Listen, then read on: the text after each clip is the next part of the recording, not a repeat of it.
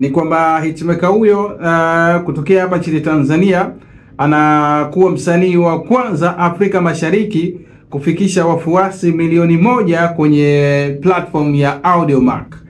So Diamond kutokea Tanzania hapa ndo anakuwa msanii wa kwanza kwa Afrika Mashariki, amepata followers milioni 1 kwenye upande wa Audiomack, au ni followers hapo jaje kwenye streams ambazo yuko nazo.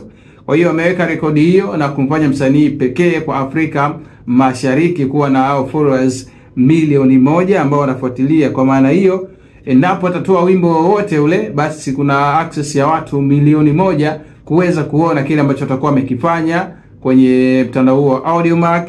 Mbali na hivyo pia Diamond kupitia akaunti zake za mitandao ya kijamii hii leo ameshare taarifa njema na ameachia kionjo cha wimbo wake mpya unaoitwa Nani, ikiwa ni siku 9 tu toka achie ngoma yake kwa maana ya wimbo wake unaokwenda kwa jina la Msumari. So Diamond Platnumz ambaye ameendelea kukimbiza, na huo ni wimbo wake mpya ambao bado haujaachiwa rasmi, lakini anytime kutoka hivi sasa wimbo huu huenda ukatoka na maisha mengine yakaendelea. Lakini nikwambie tu kwamba tangazo rasmi limetoka kuhusiana na onyesho la muziki litakalofanyika tarehe 31 mwezi wa 10 mwaka 2025 usiku wa Halloween katika Toyota Center jijini Houston, Texas, Marekani. Wasanii watakaotumbuiza ni Vibe Carter kutokea Jamaica, Diamond Platnumz pia kutokea hapa Tanzania, Olamide kutokea Nigeria pale, na Kes the Band Trinidad pamoja na Tobago watakiwasha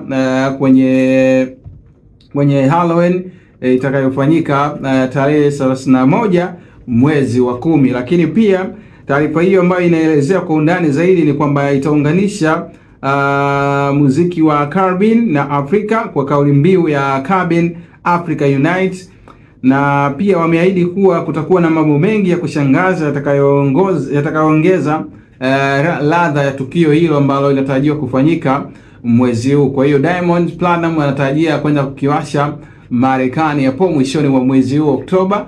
Kwa hiyo kama wewe ni shabiki yake, basi kaa mkao wa kula kuhusiana na Diamond.